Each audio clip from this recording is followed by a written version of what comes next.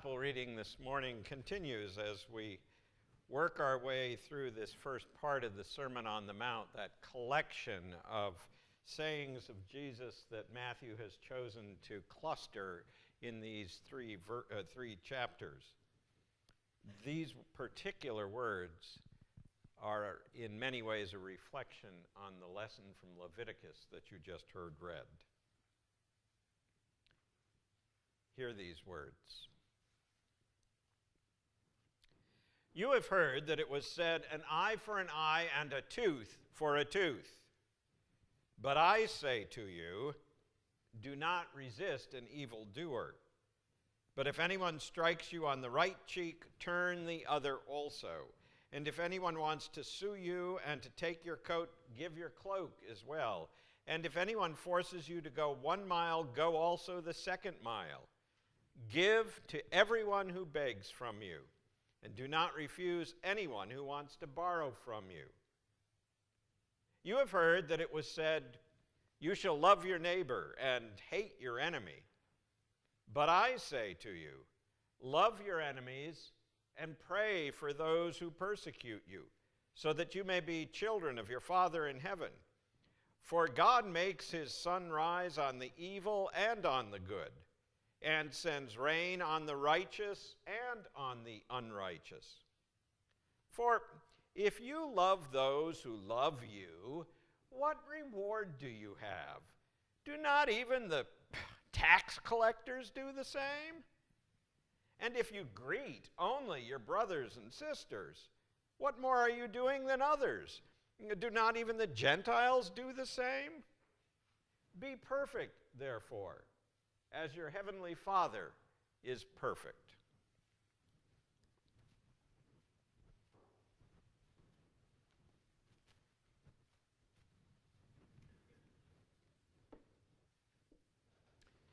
Please pray with me.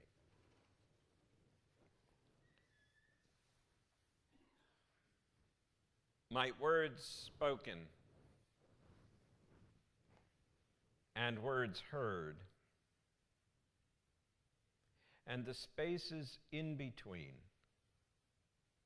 soften our hearts and sharpen our minds. Amen.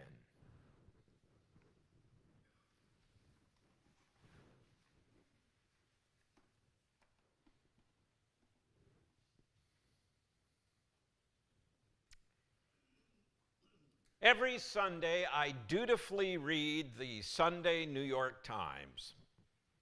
I often find challenging articles and stimulating columns contained within its pages. But the truth is, I also read the local Sunday paper, in part because Sunday just wouldn't be Sunday without the funny pages. I've long enjoyed Peanuts and Dilbert and For Better or Worse and Blondie, but some of my real favorites are no longer being drawn. I really miss Gary Larson and The Far Side, and I really miss my all-time favorite comic strip, Calvin and Hobbes.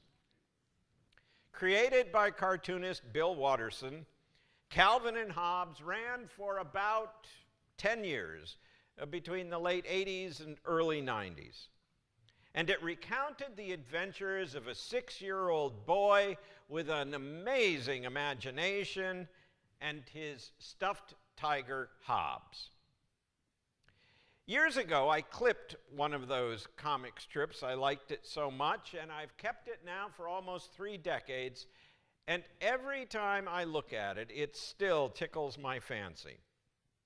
In the first frame, 6-year-old Calvin is sitting on a swing when he's approached by Mo, a big, rough, tough-looking guy, twice Calvin's size, with a mean look in his eye. Hey, Twinkie, he says, get off the swing.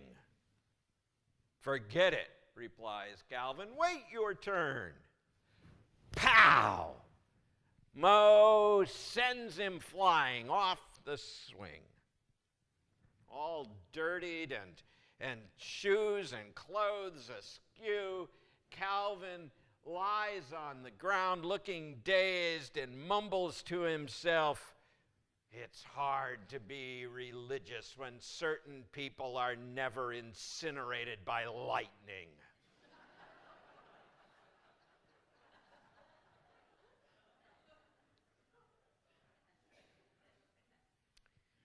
We understand, don't we? Sometimes being religious, in our case being Christian, is really hard. And when Jesus says things like what we read in today's passage from Matthew, he doesn't make it any easier. "You have heard that it was said," he starts, "you shall love your neighbor and hate your enemy. But I say to you, love your enemy and pray for those who persecute you."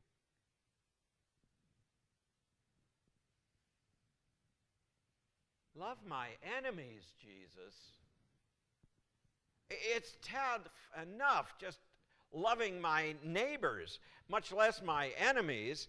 Heaven, some days it's all I can do to love my own family, and those cousins of mine, they really get me stretched. But my enemies, those who persecute me, bring on the lightning bolts, Jesus. That's what I say. Bring on the lightning. But Jesus persists. Love your enemies. Pray for those who persecute you. This teaching is so uncomfortable, so hard, that many scholars and commentators try to explain it away. Some suggest Jesus offers up these aspirational goals, things we may never really attain, but good things to strive for. Others have noted how much more complex our world is today in the 21st century.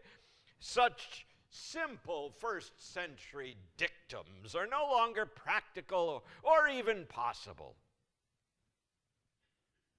But as one scholar notes, Jesus means exactly what he says. And you and I, who are his followers, are supposed to love our enemies and pray for those who persecute us. Clarence Jordan was a farmer, a Southern Baptist preacher, a biblical scholar, and a leader in the civil rights movement. In 1942, he founded Koinonia Farms, a racially integrated community in rural northern Americus, Georgia. He was a frequent target of the Ku Klux Klan. Here's how Jordan translates this. Another thing you've always heard is love your own group and hate the hostile outsider.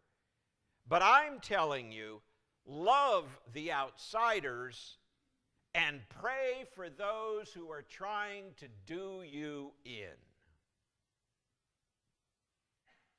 Love the outsiders and pray for those who are trying to do you in. We can try to explain it away. We can write it off as an anachronism, not really relevant in this day of political polarization, religious tension, racial divides, terroristic threats, a growing international sense of distrust. Or we can take Jesus at his word and seek to implement this game-changing idea in our own lives. But if we're going to do that, then it makes sense to examine just what Jesus means when he says to love, and to find out just what he means by the word enemy. The Greek word used here for love is a form of agape. Agape love, you need to understand, is not about warm, mushy feelings. Oh, I adore you like a rose. When Jesus says you need to love your enemy, he doesn't even mean you need to like them. All through my teenage years, my father said, probably more times than I can remember, probably forever damaging my fragile teenage ego, he always said, you know, John, I really love you, but sometimes I don't like you very much.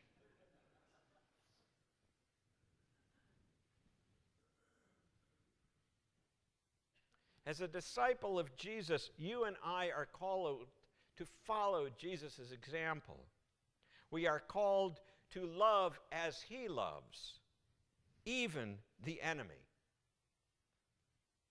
As one scholar writes, this is a love that fulfills the will of God and is kindly, sympathetic, intelligent, active, resourceful goodwill, which in every possible way seeks the good of every person, particularly one's enemy.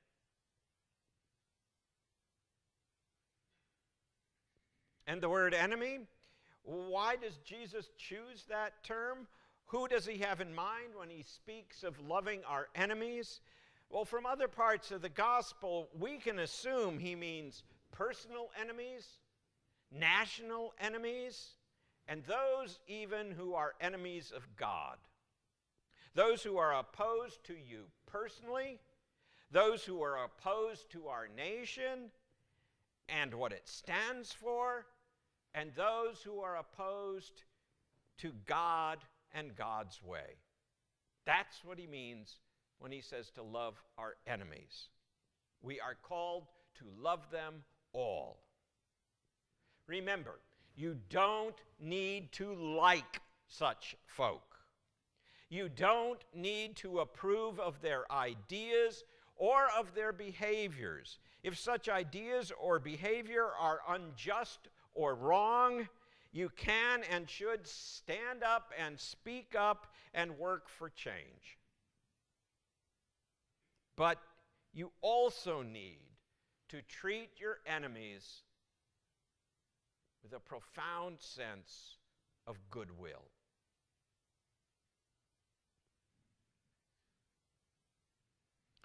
For most of the years Clarence Jordan and his family lived at Koinonia Farms, they were persecuted and tormented. Unlike many of the other farms in the area, they hired black and white farm workers and paid them equal wages regardless of race. When it came time for meals, they all gathered together around the same table. Nobody in the kitchen while some ate in the dining room. In time, black families came to live on the farm along with the white founders of the community.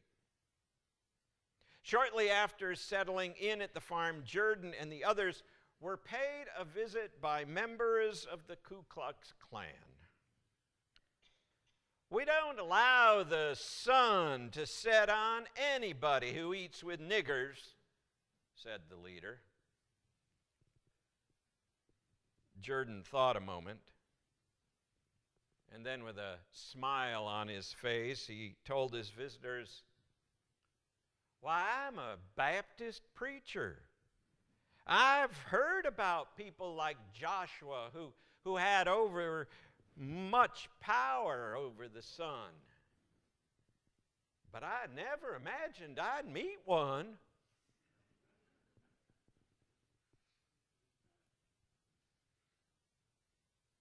The leader laughed. He and the group left. Needless to say, the sun set, and they lived to see the next day.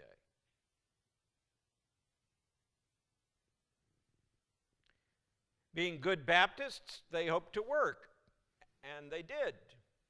And being good Baptists, they hoped to worship at the local church, the Rehoboth Baptist Church. And all went well at first, when it was just the white members of the community, but then one Sunday, when they brought along a student from India with especially dark skin who was staying at the farm, they were told that they should leave. A vote was taken, and Jordan and the others were banned from membership, thrown out of the church. Many years later, one of the then deacons of the church, one of those who had voted to ban them, approached Jordan, asking to be forgiven. And he was.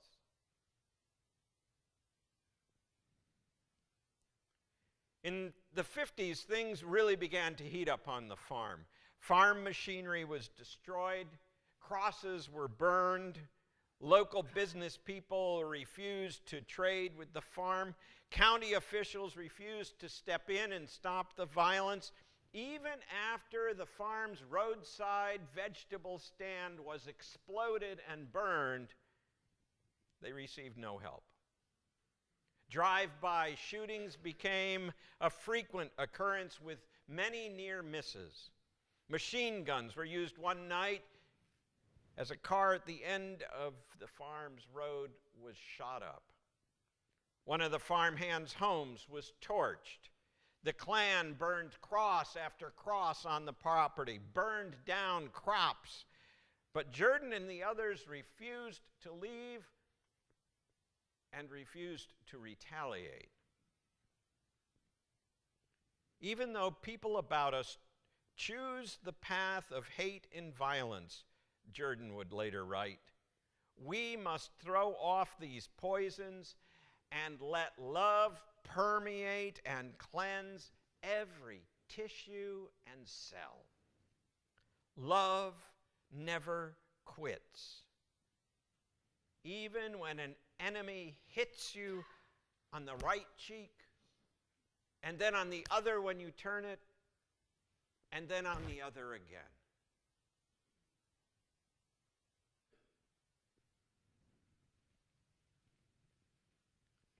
Love your enemies and pray for those who persecute you, those who are trying to do you in.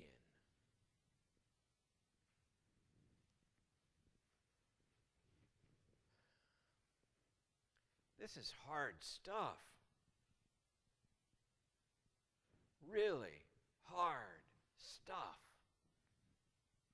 And while most of us will never face the kind of hatred and violence that plagued Clarence Jordan and the brave souls at Koinonia Farms, we do have enemies. Personally, there are those who seem to be out to get us. Nationally, there are those who we feel just have it all wrong when it comes to our national future. And there are those who are so filled with hatred, so prone to violence, that they do indeed seem to be enemies of God. But we are called to love, to actively work for a world where all people are treated fairly, where justice and peace are the norm, where even our enemies, especially our enemies, know healing and reconciliation.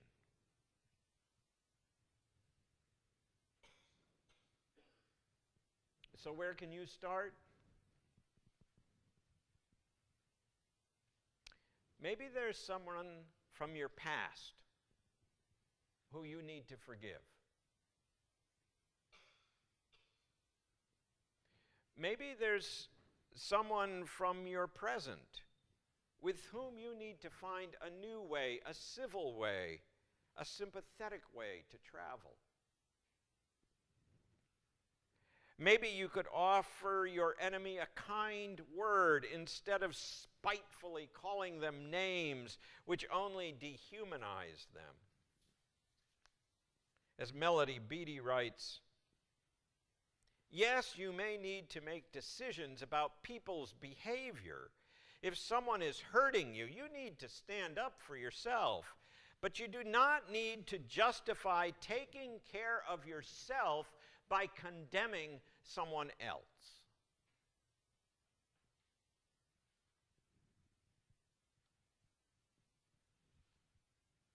You have heard it said, love your neighbor, but hate your enemy. But Jesus says, love your enemy. He does not say, agree with them. He does not say, advance their cause. He does not say that you have to like them. He says, love them. And that begins, he suggests, with prayer. How much difference it would make in this world if we truly spent time holding the name and image of our enemy or enemies in God's holy presence. How much would that change you?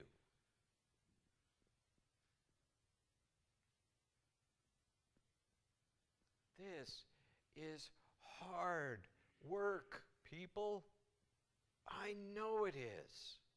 I know it's hard work.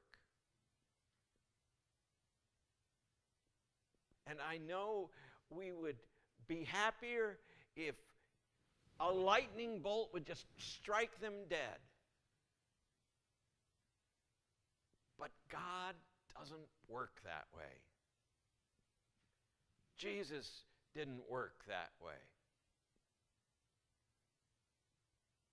And neither should we.